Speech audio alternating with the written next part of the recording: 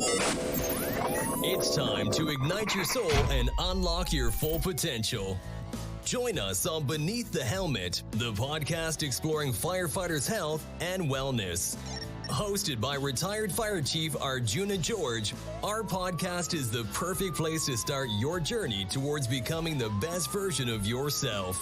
So come on, let's join the conversation and find out what sets your soul on fire. All right, welcome back, everyone. This is episode number 12. This episode number 12 is a bonus episode with my friend, fellow coach, podcaster, author, fire colleague, and mental health ambassador, retired firefighter Keith Hanks. Keith Hanks is a retired firefighter and EMT that's dedicated over 21 years of service. Right now, Keith is on a mission and has dedicated his life to advocating for mental illness, substance, and alcohol abuse recovery, as well as suicide awareness. Through his work as a coach, podcaster, author, and speaker, Keith is smashing the stigma. He's also a national speaker, podcast personality, and published author. He's also a contributing author to Fire Engineering Magazine, Firefighter Nation, and the Volunteer Firefighter Magazine. Keith is also the lead author for the new book, Scars to Stars, Volume 3, which is expected to be released September 2023.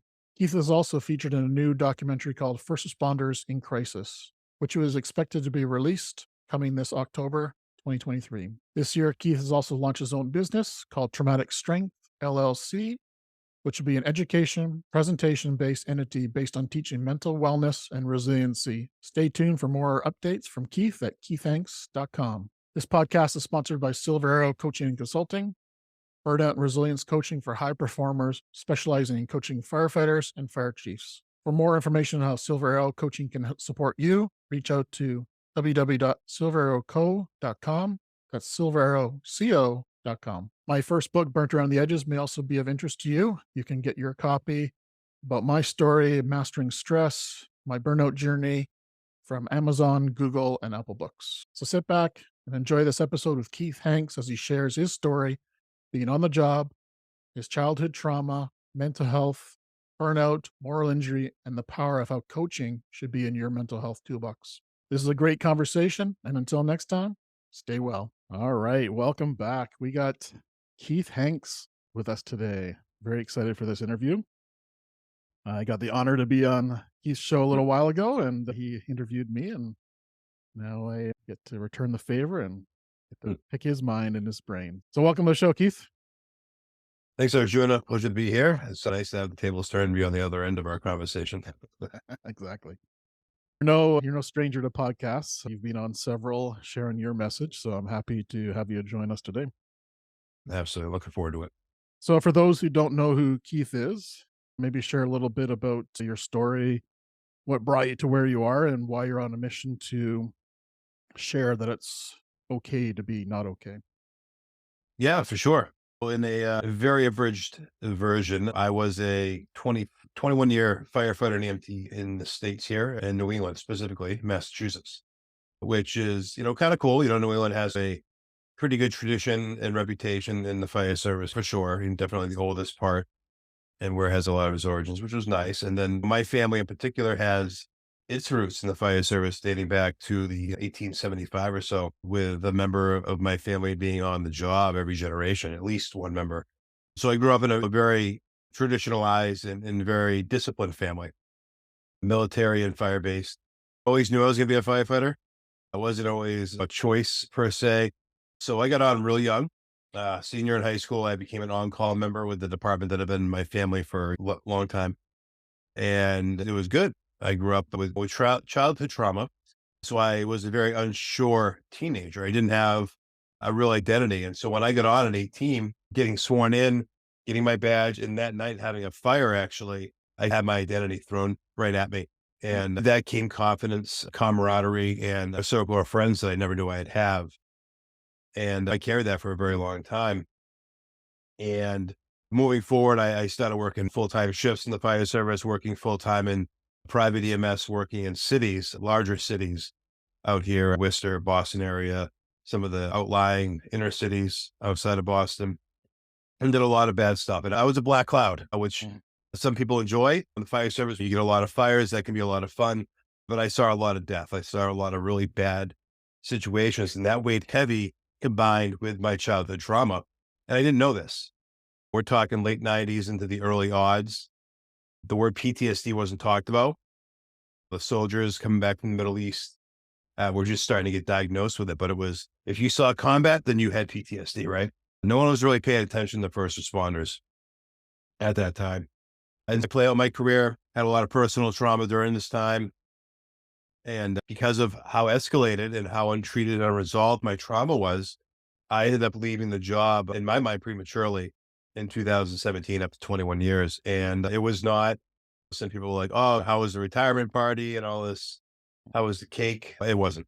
And because of that, because of how all of it, not just my exit, but everything I went through, a couple years before I left the job, when I got diagnosed, I became someone who was on a mission to change the outlook on it. And since leaving the job, I've just made it my mission of life to break down the stigma of everything with mental health, whether it be PTSD, trauma, burnout, moral injury, all of it, to allow folks to be able to talk about it more. So maybe beyond just the suicides, maybe these career-ending events, marriage-ending events, health-ending events can be played down a little bit. Could be not so much ended, but lessened. And so that's in a nutshell, without getting into too many specifics yet. That's kind of what I do and how I got to that point and why. Fantastic. It's quite the journey. Love to hear a bit about what you think about tradition, because I know your Mhm. family obviously is deeply entrenched in the fire service. So how did that impact your journey through mental health, the goods and the bads of Mhm. tradition and the culture of fire service? I'm all about tradition. I grew up watching my uncles ride rear step on the trucks, hip boots, long coats, mustaches. But there's the other parts, and those are the good parts, right? The good parts, the hardcore parts of the fire service that made a lot of the men and women as tough as they had to be, right? But then there's the other parts, the unhealthy parts, the bad parts of tradition that we don't talk about. And that was the coping skills. Mhm. And I would watch my family, specifically my uncles who were on the job, cope with the job in very unhealthy ways. And whether that was alcohol or maybe drugs or abuse. And that's a lot of a tradition we don't honestly talk about in the fire service. And there's a lot of it. And I ended up carrying on that tradition myself when I started suffering um, with untreated and unresolved trauma.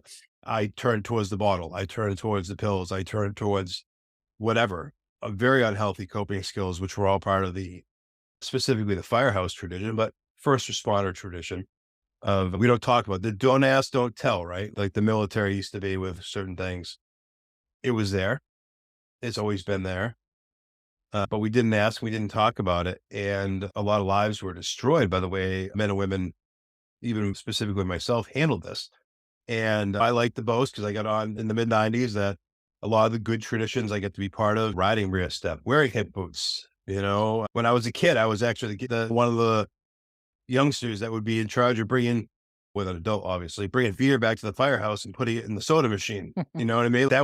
It's all funny to look back on, but Yeah. a lot of these were small steps to what were bigger problems at firehouse when it comes to trauma and how our earlier generations were dealing with it. And looking back on it now, it's a lot of it was good opportunities. It was great to be part of a generation that got to hold on to certain traditions, but to be at that age I'm at and the point I'm at in life, to be able to see and be like, all right, some of these traditions we can change. And that a lot of that has to do with the aspect of trauma and what the job can do to us over time. Do you feel like we're making strides forward in changing that culture in a positive way and not destroying our history and our culture, but improving it? I think we are. And I think sometimes it's hard to see it. And I've had this conversation with like countless people. And I think overall, the fire service in particular, but first responder world, we have made huge leaps and bounds with acknowledging mental health, trauma, burnout, all of it in the last specifically 5 to 10 years.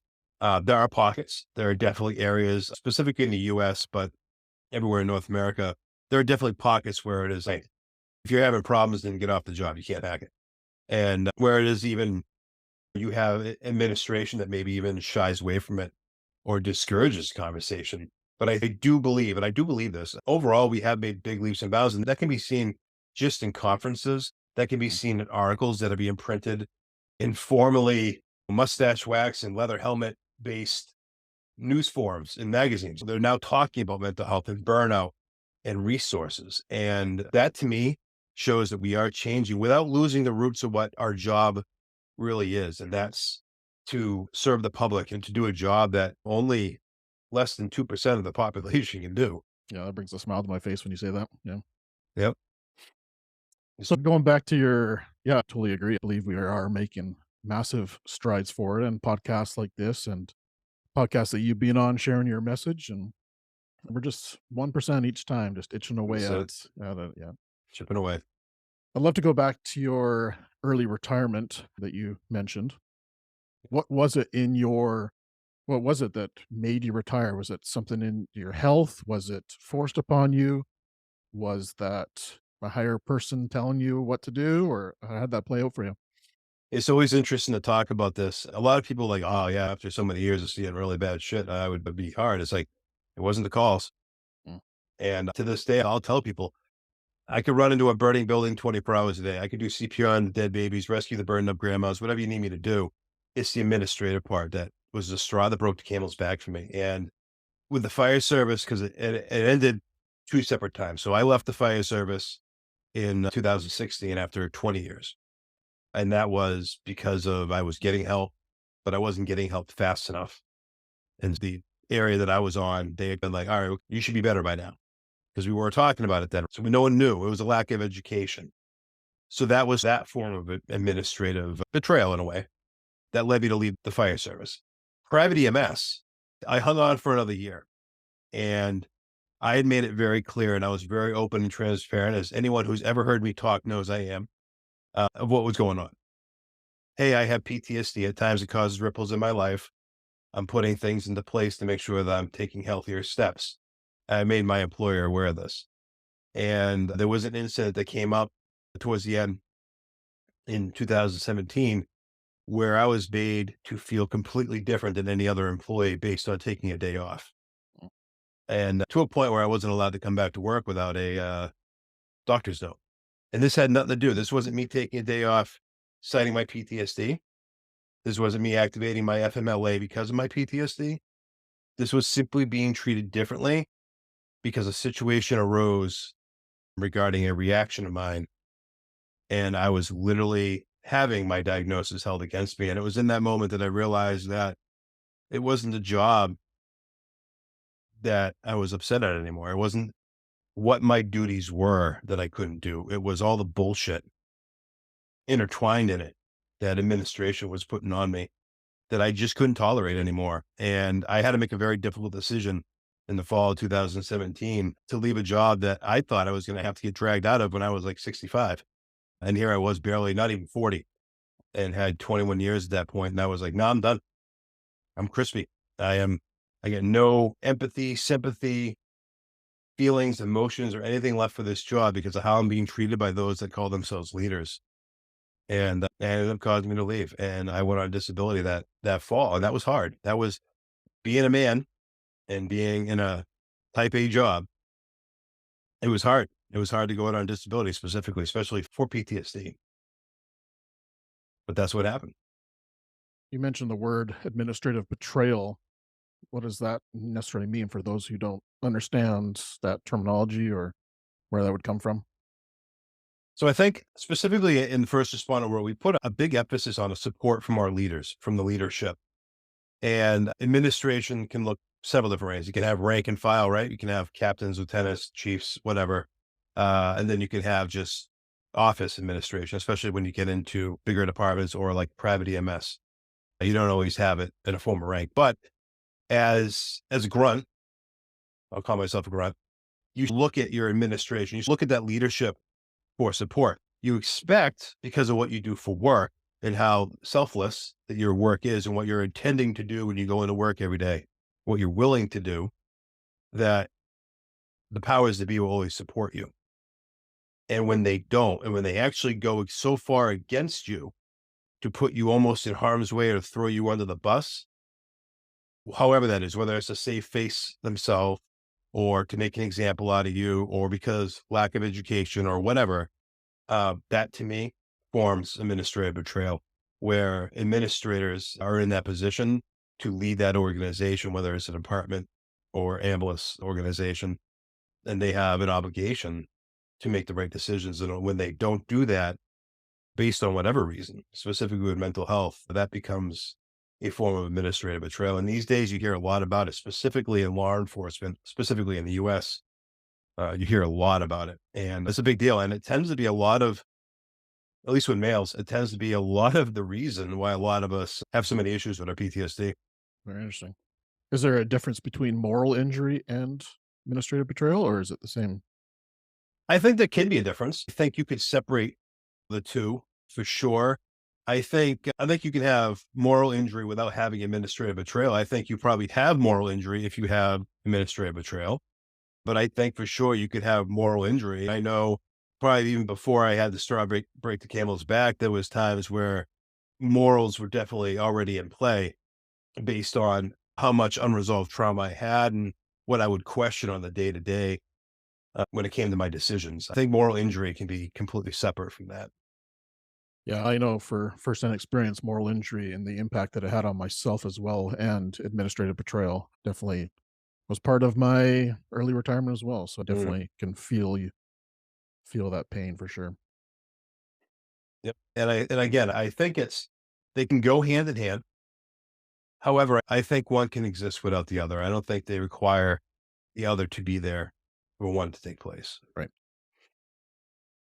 So we've seen a bit of an improvement, but what could our leaders do to be more trauma aware, trauma informed, and respect this change of administrative betrayal or moral Mm. injury and kind of be more trauma sensitive? What do you think there? What could be some measures we could take into place?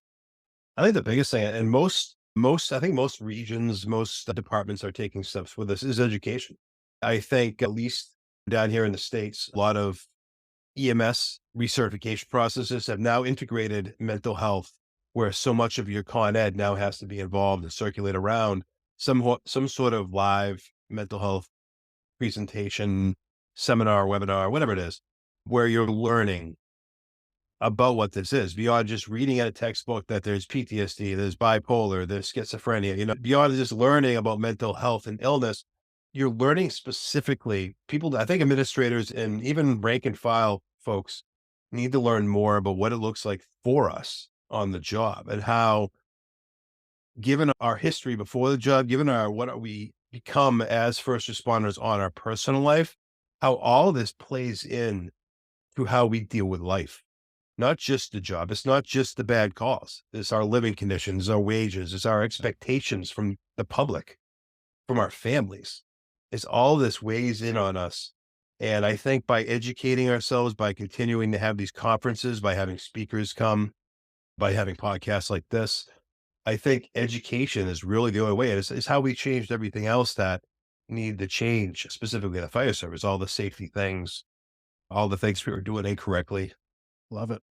I think there's definitely a challenge with today's leaders and mental health. I think there's some serious champions out there that are in their leadership roles, but I also think there's leaders that are maybe feeling stuck and hurting themselves. Um, they feel that they can't stand up and express their emotions or their vulnerabilities because they are the leader. Any thoughts there on how to get that message through to them that it is safe and that the firefighters actually want to hear their leader speak about that? I think the unknown becomes a fear. Mm, And if you don't know, you don't know. And if all you know is what it's like to live with this without talking about it, thinking about what it could be like to talk about it or to embrace it can mm, be horrific. And before I started becoming so open about it, I lived the way I did because of that fear. I lived, which I told myself was my comfort zone. It wasn't. It was actually holding me back. And it wasn't until I came out about everything. I owned everything. I had to own everything that I had been through, good, bad, or indifferent, on the job, off the job, childhood, after the job, whatever it was. And it only caused me to grow. And again, if you don't know, you don't know. That's, I think, where a lot of current administrators, leaders who maybe want to get hung up on, because change is awful. And in the fire service, we hate it. We actually challenge it as much as we can to not let it happen. But in the end, it can save lives. And it's proven that if we do discuss this and we do have an open door, if you will, policy when it comes to mental health and trauma in the first responder world, that it will save lives. And we are seeing that by not talking about it, thousands are taking their own lives. And so I think it's really fear. I think it's change is horrifying. And I think until you embrace it, until you can get a sense of what it feels like, what it tastes like to discuss these things, to see a good change outside of what has been in the past, sometimes bad or whatever regarding it, I think people are going to be resistant to it. You called yourself a grunt. How would a grunt look at a fire chief that was being vulnerable, open, transparent about their own mental health challenges? What would you personally, either what you think you would say or what have you said in the past of those kind of people? I think what I've said in the past probably wouldn't be the most appreciated, because in the past I was definitely thick-skulled and complacent where I was being miserable. And knowing what I know now, I can be honest with you. I wish when I got on in 1996, I wish there was a leader out there who was embracing this like people like you and I are right now. I wish there was a chief, a captain 27 years ago that that could have been talking like we are, that I could have went to him and, hey man, I'm in the suck, hurting, because maybe the next 20 something years didn't have to go the way they did. And I think there's a lot of impressionable, I don't want to use the word young, because not every newer person on the job is young, but there's a lot of impressionable people out there that are looking for that leader who is open, who is accepting of this, who is willing to hear people out and maybe direct them to the avenues of help that they need. And I think the more that are out there, the more grunts will be willing to embrace that. And then grunts will eventually be leaders. That's what this is all about. I do a lot of what I do because it's not just our generation that may still be on the job now. It's not even the ones who got on 5 years ago. Yep. It's the ones coming down that are going to be looking at the leaders who are now living a career where they do embrace talking about mental health, where they're going to come into the job knowing that this is just part of it. We're going to talk about this. We're going to embrace it. It's going to be part of your healthy career. That's what this really is about, is changing this culture. Just being like, okay, so we got to worry about cancer on the fire service, right? So we're going to concentrate on mental health too, because it's just as much of a concern, where it's not even a question anymore. That's exciting. That's exciting, isn't it? Like It that is. we can see the next generation being molded and formed right now for our next leaders. And yeah, That's the hope. I love it. That's the hope. So, what were some of your biggest challenges when you were going through the fire service and experiencing PTSD? What were the most challenging parts for you, and what tools did you use to support you through those times? I think the most challenging part about it was not understanding why it was affecting me so much, because I was never told that it would. Obviously, growing up in a family like I did, I knew bad stuff was going to happen. I knew I was going to see bad calls. That wasn't a surprise. I embraced that. Actually, I knew it was going to happen. And what was challenging was going through the day to day and dealing with all this stuff sitting up there Mm. and not having an avenue to put it somewhere in a healthy way. And again, going back to those old traditional coping mechanisms that weren't so healthy, I used booze, alcohol, drugs, women would be to get me through it. Did it work? On the surface, sure, it got me through my days and whatnot. But the challenging part was knowing I knew I wasn't doing good. I knew I wasn't. Come to find out, others knew. I thought I hit it for years, but the year now being in recovery and living a healthier life, people close to me back in the day have been like, oh no, something was up. And I think I used hope a lot, and it's hard because at times it felt like there was no hope, especially the dark times when I would have my suicide attempts. There was often that almost felt like a lack of hope. But I think what got me through, as long as I did get through, it was hope, because hope is always there. You just have to sometimes really look for it. It's that gloved hand up against the mask. Sometimes it's really hard to see it, but it is always there. And I held on to that even in the darkest times when I was completely by myself with this shit. I held on to hope. I did a podcast interview a couple of weeks ago with Rob Lethan, which will be out Mm. shortly. And he talked about people around him in the fire service knew that he was struggling, but never said anything. And you just brought that up as well. What would have changed for you if firefighter on the A shift said, "Hey, Keith, it looks like you're struggling. Can I support you somehow?" What would have changed for you? It's tough to say. It's tough to say. There was blatant times where help was definitely not offered. The opposite was almost enforced. But then there was times looking back where there was definitely people who were inquiring as to what was really going on. Hey, you're not just an asshole. What's really up?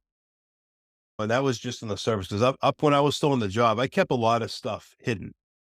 People knew some of the obvious things, some of the bigger events in my life people knew about, but people didn't know how much I was holding on to. But a lot, come to find out, a lot of people did.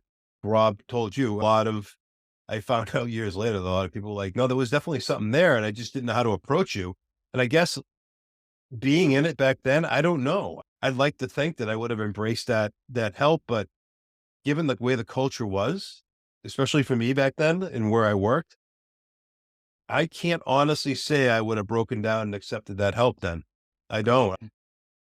And I honestly believe that, and I hate the expression, everything happens for a reason. I hate the wording. I don't like it, but I truly believe we're all where we have to be at any given moment. And I truly feel, and as hard as it is sometimes to say, that I had to go through everything I had to go through to get where I'm at right now. And that sometimes sucks to say, but I don't think I would have embraced the help back then. And that's probably why it wasn't offered in the correct way then. Yeah, I agree. I've changed my mindset as well as definitely not a victim of burnout and operational burnout and stress and trauma. I am now seeing it as a gift. And Mm. that's kind of part of my presentation is it's a gift. What Yep. burnout gave to me made me where I am today. So it's yeah, if you can embrace that's a powerful mindset shift to have for sure. It's all about growth. It is 100%. You've mentioned childhood trauma quite a bit. Did you know when you were going into the fire service that you had childhood trauma, or was that something you discovered later on? I always knew. You always knew. I always knew, but I played it off.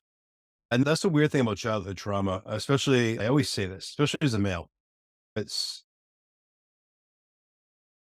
as a guy, it's hard to accept that someone did something like that to you. Not that it is as a woman either. I'm not saying it's any easier, but as a culture and as a society, we tend to accept females being abused more than men. So as a male first responder, I played it off and I almost at times made it imaginary, like it didn't happen, but it was there. And I know that because of it happening, like I said in the beginning, I didn't really have an identity. I didn't know who I was. And when I got handed that badge and that uniform, suddenly I was told who I was. And so kind of let go of it, or I ignored it. I wouldn't say I let go of it. I ignored it. I ignored that childhood trauma, but it was always there. And it was collecting all this other trauma along the way. And it was building and amassing this army that would eventually work against me because I ignored it. And that's why I always call it unresolved trauma. Because until you deal with this shit, until you grab this bull by the horns, it is unresolved. And that could be all of it. Childhood, personal, job stuff, off the job, all of it. And so I ignored it. It was always there. It was always there. And I always knew it was there. And it answered so many questions along the way, but I refused to accept those answers. Yeah, the picture that came to mind was a snowball going down a hill, getting bigger and bigger, collecting snow, and ended up to be a snowman at the bottom. So, With a bunch of nails in it too. yeah, Yeah. garbage and gravel and rocks and yeah, sticks and Hate and anger and yeah. I definitely found in my fire service career a lot of first responders, firefighters with childhood trauma. You think there's some correlation there between childhood trauma and people who want to join the fire service and that culture? I do. So I've been part of quite a bit of research and different studies, three bigger ones, both here in the States and one out in England. regarding trauma and suicide. Specifically, one of them was regarding male firefighters. This was done through McLean's outside of Boston, and they surveyed 100 men who had either had diagnosed PTSD or fit all the criteria for it. And over 75% of them also stated childhood trauma, and almost all of that was sexual trauma. Mm. Wow. And that's one study. And that's just who's willing to say it. And over the last 2 or 3 years that I've been going around telling my story in this country and getting on podcasts and everything else, it's once people feel comfortable with you, once a man feels comfortable with you, if you're a guy who openly talks about this, you'll be surprised how many admit what happened to them when they were a kid. And I do think there's a correlation. Do I think it's the only reason why men and women become first responders? I don't. I do believe, because I know looking back now, I can tell you that for a lot of the reasons why I got on beyond tradition, beyond wanting to help, was because I felt that there was no one there to help me when I was a kid, and I refused to go into my adult life not trying to help people who needed it.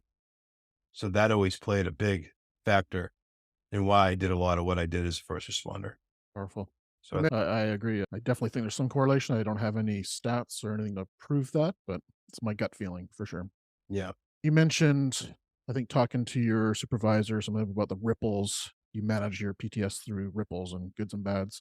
What are some of the strategies and tactics that you use today to manage those ripples? So the biggest thing that I learned, and the story of how I learned it is funny, at least in my mind. I use mindfulness and meditation. Very mild form of meditation. I can't fully kumbaya yet. I'm not there, but I definitely use meditation and mindfulness. And I learned this from a 3-tour Marine who is one of my Mm, closest friends. mm, And this is someone I've done, I think, 3 or 4 speaking gigs with at this point. Is a Marine who has, had to shoot people. This is someone who has been on that spectrum of life. And he's the one who taught me how to meditate and use mindfulness mm. to corral these ripples, to take everyday life and live in the now. And that has been the only way that I have been able to use any other coping skills. Now, it is not the only thing I use. I use a lot of different things. But mindfulness and the meditation, living in the now specifically, is what I have learned to be able to keep those ripples from causing other ripples, or from causing those ships to turn over, or whatever they may be, to be able to get through the other events that continue to happen because life goes on, right? Just because you deal with your traumas, just because you get through something horrible doesn't mean nothing else bad is going to happen in your life. Matter of fact, the worst things may be yet to come. And because of that, you have to figure out a way to correctly deal with these. And that is one of the things that I use to correctly deal with them, is mindfulness and meditation. Yeah, I'm thinking, once again, I'm picturing that mindfulness, and that ripple is when you're doing mindfulness meditation, it's separating that distance between the next ripple. Yep. So it's giving you a bigger peak or a bigger valley to be in and kind of be in a good state.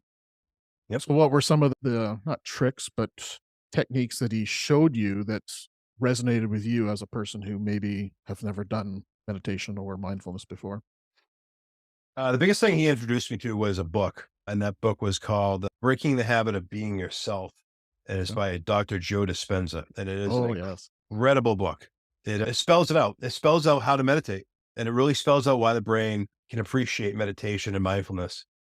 And I'm one of those sort of engineer geared minds. I need to know how something works. Mm. And once I know how something works, if I like it, I'll utilize it, and I'll utilize it to the max. After reading that book, I was really able to put these into play. Now, I'm human, and sometimes I don't always use these when I really need to. But I could tell you over the last 2 years now that when I do, Mm. I have a much better outcome. I experience higher levels of growth and healing from a situation. And I'm able to mitigate a situation to the point where it doesn't become another trauma, where it doesn't become a notch in the belt, so to speak. It becomes just another day. It becomes another, oh, that sucked. And, or that was great. Or maybe I was able to see something at a different perspective, embrace the positivity in it. And so that has led me to be able to use other tools and to experience at times monumental growth in my journey. Yeah, you pretty much just defined what it's like to be resilient, right? When you're Yeah. doing that mindfulness, you're going through all that. So you're next time you come across another trauma, you're able to be more resilient and navigate through that, right? Absolutely. So, what's the difference between meditation and mindfulness? Is there a difference or is it the same in your thoughts? So I think you can be mindful without having to actually meditate. Mm. And so one of the things I read a lot of, and I always butcher the name, but I think it's Thich Nhat, the Buddhist Mhm. monk that wrote a Yes. bunch of books. Yep. Read a bunch of his stuff. Amazing. He actually just passed in the last year. Very gifted writer, and he spells out a lot of things too. And one of the things that he harps on big time is mindfulness and forgiveness, but mindfulness specifically. And where I think it differs in meditation is, for the most part, meditation, you tend to be sedentary. You tend to actually stop what you're doing and you meditate. You focus on the moment. Mm. Mindfulness is one of those things you can practice in anything you're doing. And he actually explains how to do it while you're walking, while you're eating, while you're drinking tea, while you're doing dishes, while you're washing your car, while you're talking to your loved one. And it's part of what kind of goes into a lot of using mindfulness can be brought right back into everything with like peer support when it comes into even like coaching, when it comes into embracing those conversations, when being curious, with being really thoughtful and empathetic, with talking with another human being. Mindfulness really comes into that because you're embracing the moment and you're feeling everything that it is. And I try to do that as often as I can. And that's where I think it separates it from meditation, where meditation is something set aside to do, and mindfulness is something you can constantly be doing in every activity that you partake in. Love it. Love it. What's a key indicator that you're not in the present now for yourself? I think one of the biggest giveaways for me is when I start harping on little things. Mm. And my wife is one of the first to pick up on that, as our spouses typically are, especially these days where she's seen such growth and positive changes in me. When I start harping on things that I don't harp on anymore, whatever it is, it doesn't really matter what it is. Usually something pretty small. And even some of the bigger things don't affect me anymore. When I start harping on those, it's time for me to start getting back to what is important. And what is important is living in the now and practicing that mindfulness. And that's usually the first sign, is that I'm gone off in left field Right. and I'm upset because my neighbor's mowing his lawn at 7:30 at night instead of 4:30 in the afternoon. You know what I mean? Something like Mhm. that, where it can be like, oh, because he's mowing his lawn at 7:30 at night, and because of the dew point this time of night, I can actually smell the yard clippings. And that's actually soothing to me. You know what I mean? It sounds corny, but it's all relative. And so when those little things are spiking in Keith's life, those tend to be the indications. Right. Yeah, that's a great example. Keith, you mentioned a second ago about forgiveness. I'd love to dig in that a little deeper. Have you forgiven people in your life that caused you harm, or have you forgiven yourself, or is that still a work in progress? Because I think that's a challenging one for a lot of people to navigate. It is. And there's a little bit of both forgiveness of others and some forgiveness of myself. And I think it's easier specifically for us first responders to forgive others before we'll forgive ourselves. And that is definitely something I'm challenged with quite a bit. Is I have made, because forgiveness doesn't require the presence of the person who wronged you, right? You can make peace with that situation without that person being in your life, which means that if that person is no longer in your life because you've separated, however it is, you can make peace. If that person has passed on, died, and you haven't had a chance to physically make that forgiveness with them, you still can. Peace with yourself, forgiveness with yourself is a lot more challenging because you have to face parts of yourself that maybe you don't want to. And even with all that I do these days and all the transparency that I show, there is still quite a bit of forgiveness in myself that I need to make. Forgiveness and just being human, which is sometimes a hard pill to swallow, is one of those. But there have definitely been points of forgiveness with others, which I have made huge strides with. But forgiveness in myself is something that, I still fight with quite a bit. I still have work in that department for sure. Do you feel a sense of relief when you forgive people, or what's your feeling when you go through that process? I think I always look at all of this as growth. I do. And I think there is always a sense of relief when you're able to relinquish anguish, when you relinquish pain, anger, hate, all of that comes with holding a grudge or holding on to something that doesn't need to be there. I think there's always a sense of relief. And I've definitely experienced that with having forgiveness with people. Now, this is whether I've done it physically face to face with someone and mended a bridge or just on my own, made it good in my mind. There's always relief with that. And I think that's important. Going back to forgiveness with yourself, I think it's important that we find that forgiveness with ourselves, with different things that we hold ourselves accountable for that maybe we don't need to be. I think it's important to find that because we should love ourselves. I think self-love is number one important in order to be a genuine human being and to be able to give love to others. So I think that's huge to get that relief as well. I couldn't agree more there. Recently, in a magazine, you wrote an article called "The Proactively Fit Firefighter" in Mhm. Firefighter Nation magazine. You talk about coaching and how it's supported you and helped you grow, like you say so many times in the podcast here. What would be some of the benefits that you found personally, and maybe share why you think other firefighters, first responders should look at coaching as an option? Yeah, no, I was very impressed with what coaching could do because it's a very new modality, especially for first responders. And overall in society, we don't hear a lot about it. And for me, one of the biggest things was getting a different perspective and getting a coach, if you will, literally as a coach in my corner. That was like, it's just like a football team. It's that driving force to hold you accountable to things, right? And having this driving force of accountability and a different perspective goes with what we are and who we are as a culture of first responders, right? Like we hold ourselves at such a high level.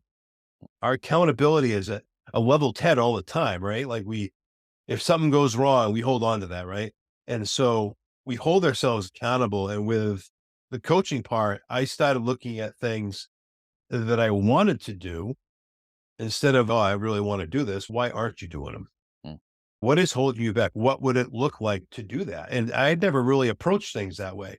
And beyond the job, beyond wanting to get a better education or certification on the job, it was in life, which our lives affect how we operate on the job.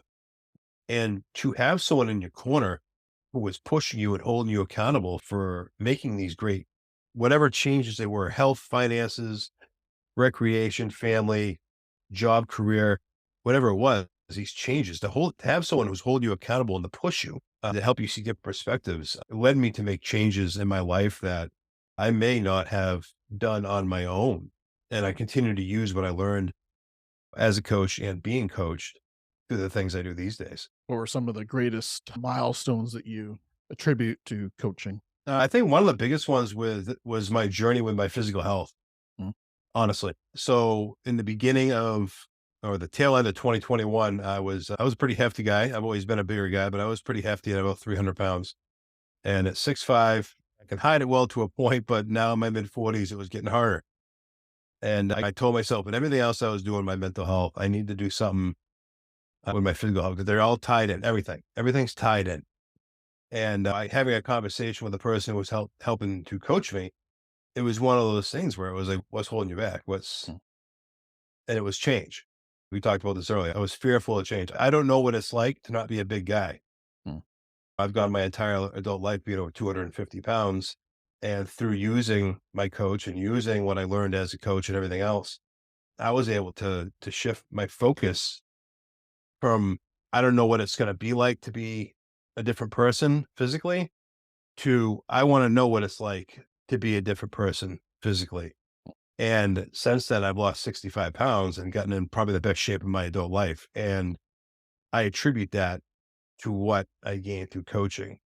And that's just one example. We, in the fire service specifically, but in the first responder world, we try to harp, we should be harping more on physical health. Mm. And that's just one example of what I was able to do because of it. And it's so important. It's so important to have a different perspective because we sometimes get narrow minded and almost like a tunnel vision with certain things that because of what we do as first responders, maybe we can't do other things in our life to benefit us. And by us, I mean me. Sometimes we get thinking that's selfish. And by having a coach in our lives who can help you see these perspectives and push you and hold you accountable and help you see the different ways that things can be done, you can achieve some things that maybe you couldn't do on your own.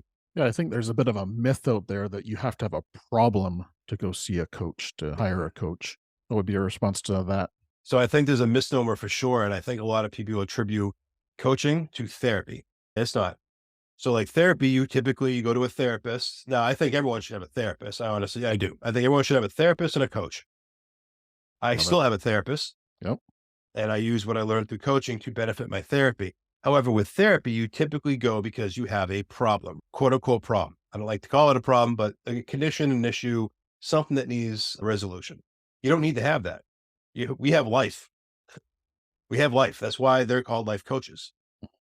And I think that the misnomer is that, well, I don't really have a problem. Do you maybe want to take a vacation at some point? Or do you maybe want to get back into biking? Or maybe do you want to be able to have a different perspective on your teenager's life or whatever it is, things that you could work on, anything can be worked on at any time. You can always better yourself.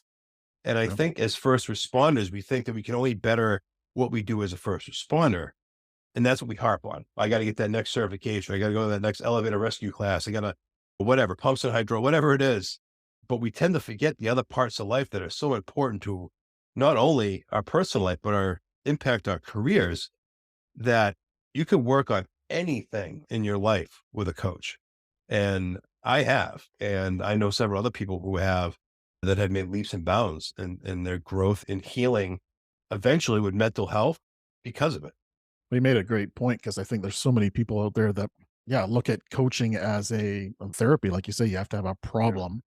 And I think that's the myth I'm trying to bust right now myself, is to get the message out there that, coaching is there to support you grow, excel, move forward, get 1% better each day.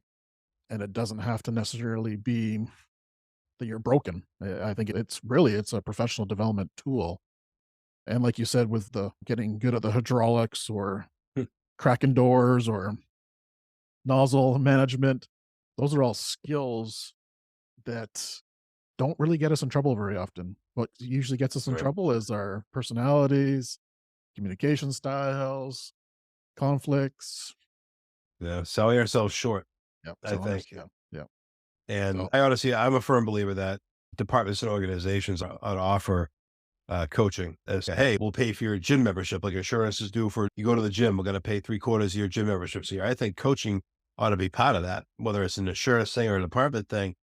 There's such a benefit to what coaching could do, especially with leadership, skill building, self-confidence, and everything else, that departments have nothing but to gain from sending someone to a coach. 100%. Yeah. Yep. Gaining a coach into your organization will do nothing but improve it. Guaranteed. 100%. Guaranteed. Yeah. How about for firefighters that are going through mental health challenges? Is coaching a good option for them to add to their toolkit? I think having coaching period is good for anyone. I caution people from thinking that a coach is going to help them specifically resolve a traumatic incident or specifically a mental health crisis. They are not. That's not what coaches is for. However, when you can mitigate and navigate the avenue of life using a coach with different facets of your life, your mental health is only going to get better. And for me, which is why I use a therapist in conjunction with what I learned with coaching, because now I can go into my therapy with what I've learned and how to communicate, because coaching is all about conversation, right? It's all about listening. I'm able to go into my conversations with my therapist now and gain so much more. What would have taken 3 or 4 sessions, I can do in one. And so the coaching benefits mental health, I guess, in an indirect way. And not that you're necessarily going to go to your coach and talk about the worst call of your career. And I don't really advise doing that, because you may cause someone else to need a therapist themselves. However, what you can learn through coaching with the goals you can achieve in different parts of your life, you're only going to be able to directly draw a lateral to a healthier mental being. And that's exactly what I've done. And I know other people who have done the same. And I strongly encourage anyone who's even questioning doing so to do it. It's worth it. Mm. It really is. Yeah, that's a nugget you just revealed there of Mm. how coaching can help mental health and expedite the process of working with a therapist or mental health professional. That's a nugget right there for sure. Absolutely. I'll be the first to say that it is not a quote unquote mental health modality. It is a tool in the mental health toolbox for sure, which can uh, create huge growth and healing potential in any other avenue or modality you choose to use to get through mental health challenges. Love it. So to finish us off, Keith, what would be one key message that you'd love our listeners to embrace, hear, understand, and walk away with today? What would be your number one message to send out? Biggest thing is just never to give up. You can never give up. And life has thrown me a lot of curveballs. And there was times where it seemed like I gave up. At least I thought I gave up, and I wasn't. And I am glad I never did, because life, as oftentimes as it can really suck, it is so great to be able to live it. And for those out there that are struggling, that are questioning their own existence, you do matter. You do belong here. And there is a greater reason that you may never know, but don't ever give up. Back to your hope. There's hope. Hope. Yeah, There love is it. hope. Yeah, love it. How can people learn more about Keith and connect with you if they want to, and learn more about your journey and your presentations and your soon to be Yeah. released book, right? Yeah, a couple books actually. Nice. I'm in the process of writing my own book. We're editing that right now. It's a lot of information. Yep. Great. I am part of another book that I'm authoring a chapter in. It's called Scars of Stars, Volume 3. That'll be out May 22nd. Got some documentaries that are on the horizon here, one of which should be coming out hopefully this summer. I'm not going to get too overzealous with that, but basically I'm on all the major social medias. I just recently got off TikTok because it was just too much to try to do. But Facebook, LinkedIn, Instagram, Twitter. I have a YouTube channel out there. You just search my name, look for my ugly mug, and I'm up there. You can reach out to my emails at khanksmz78@gmail. And I'm trying to build a website right now, and I will be starting my own independent podcast again because I love doing them so much. I had a lot of fun with the Resilient Responder. I will be formulating my own again, so that'll be coming out hopefully at some point this summer. So there's all sorts of ways to get hold of me, and I'm always looking to network with other people who are like-minded. So feel free to reach out. Awesome. You mind giving a quick little overview of what kind of presentations you share? Is there like a specific keynote that you is on your go-to list? And my presentations they're all basically the same for the most part. I shifted it in years, right? So after you do a few of them, you realize what works and what doesn't. And I realized that just telling war stories just isn't where it's at. And it worked for a little bit. It helped me heal. But I tell a little bit of my story. Depending on how much time I have, I've gone everywhere from 45 minutes to 2.5 hours for presentations. I give a little bit of my story to give some background. But the big thing I really focus on is what worked, what didn't work, and what hope is and resiliency. And to really focus on how departments and individuals can bring this into their lives to be successful. And I'll be doing that again. I got a few this year already lined up, but I'll be doing it in Maryland in June at the Maryland State Firefighters Association conference. Looking forward to that. That's going to be cool. I'll actually be able to do a book signing for this book that's coming out in May, which is a new thing for me. Awesome. I'm excited about that. So yeah, it's all about just showing what works and how to do it and how you can implement it on either a department level or individual level, and giving people tools that maybe they don't know are there and available. Very cool. Yeah. Do you have a confirmed book title yet? On my book, Yeah, that you can share? I tell you, it's tough. I keep going back and forth on titles. We're in a limbo mode right now with it Right. because we've realized that things have changed. You're constantly healing. And I always say, I'm constantly growing and healing. And so now the book is changing in its direction and overall theme. The book is becoming more an in-depth viewing of what my presentation is, essentially. So the title has changed. So I don't actually have a good answer for that. Or you got to have a powerful two-stage part, right? Yeah. Negative but positive ending sort of thing. And so we've been dealing with some back and forth with that with the editors and figuring out what would really grab people's attention. Very cool. You're going through a world of change, aren't you? Yeah, every day, man. Well, Keith, honestly, it's a total honor to even just get to know you over the past 6 months, a year, communicate with you a couple times. You're a stellar firefighter leader in the world of mental health and spreading that message. I really, truly am honored to know you and to know another firefighter that's vulnerable, honest, open, transparent, provides me with some hope. So I appreciate that. Thank you, Arjuna. That means a lot. And I'm sure you get this in this stage of mental health advocacy. We don't often get a lot of feedback. So when you do, it's appreciated. And thank you very much for your words. Yeah. Keep up the great work. It's been a real honor to have you on the podcast. To everyone listening, stay well. Thank you for tuning in to Beneath the Helmet. We hope that this podcast has provided you with valuable insights into the world of firefighters' health and wellness. Remember, caring for your physical, mental, and spiritual well-being is crucial to achieving optimal performance. Join us next time on Beneath the Helmet for more inspiring conversations. Until then, stay well.